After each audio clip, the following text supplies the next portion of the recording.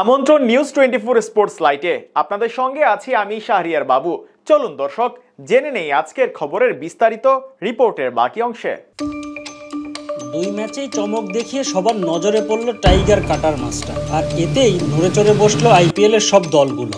সবাই যেখানে রান দেন দুহাত ভরে, সেখানে মুস্তাফিজ শেখালেন কিভাবে বোলিং করতে হয় টি-20 ক্রিকেটে।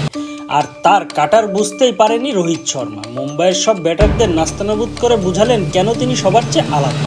এদিকে 2026 আইপিএলের সুযোগ পাবে ফিজ, সেটা আর বলার অপেক্ষা রাখে না। তবে কোন দল তাকে নিতে আগ্রহ দেখাচ্ছেন চলুন সেটাই জেনে নেওয়া যাক। আইপিএল এর লাস্ট দুই ম্যাচেই মুস্তাফিজুর রহমান ছিলেন সবার নজরে, আর কালকের দ্বিতীয় ম্যাচে মুম্বাইয়ের বিপক্ষে ফিজ চেনালেন নিজের জাত।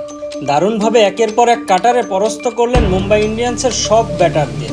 এমনকি তার বল বুঝতেই পারেনি প্রতিরক্ষার সেরা ব্যাটার রোহিত শর্মা। প্রথম ওভারেই উইকেট দিয়ে 2025 আইপিএলের সাফল্যের খাতা খুললেন বাঁহাতি এই পেসার।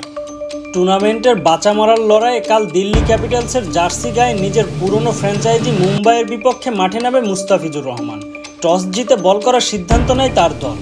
ম্যাচের তৃতীয় ওভারে প্রথম বল করতে আসে টাইগার পেসার। কালকের আগে পাওয়ার প্লেতে কখনো রোহিতের উইকেট নেওয়ার ইতিহাস ছিল না ফিজের, কিন্তু কাল ফিজের বিপক্ষে প্রথম বলে বড় শট খেলতে যান মুম্বাইয়ের ওপেনার রোহিত শর্মা। ব্যাটের কোনায় লেগে সহজে চলে যায় উইকেটে থাকা অভিষেক ক্যারেলের হাতে এবং প্রথম উইকেটেই দেখা পান কাটার মাস্টার। ওই ওভারে মাত্র 3 রান দেন তিনি। এরপর পঞ্চম ওভারে আরও একবার আক্রমণে আসে মুস্তাফিজ এবং প্রথম 3 বল থেকে দেন মাত্র 1 রান। এই ওভারে অবশ্য একটি ছক্কা হজম করেন তিনি, দেন 12 রান। তবে 14 ওভারে এসে আবারও কামব্যাক করেন ফিজ। এবার প্রথম 2 বলে 2 রান দিলেও এরপরে টানা 2 বল ডট করেন তিনি। তবে পঞ্চম বলে ব্যাক অফ লেন্থে স্লোয়ার দিলে সেটা ছক্কা হাঁকান সূর্যকুমার যাদব। সেই ওভারে দেন আরও 9 রান। অর্থাৎ প্রথম 3 ওভারে 24 রান খরচায় 1 উইকেট শিকার করেন বাংলার কাটার মাস্টার।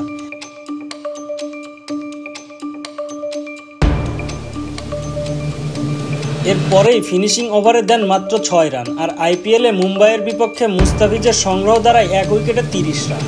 আর এতেই সবার নজরে পড়ে গিয়েছে কাটার মাস্টার। এবার তাকে দলে নিতে মরিয়া হয়ে আছে Chennai, Kolkata knight riders, Mumbai Indians ও দিল্লি ক্যাপিটালস। এই লাইনে সবার উপরে থাকবে চেন্নাই, কেননা চেন্নাই মুস্তাফিজকে ছাড়ার পরে বোলিং লাইন দুর্বলতার কারণে আইপিএলে এবার সবার আগে ছিটকে গিয়েছে।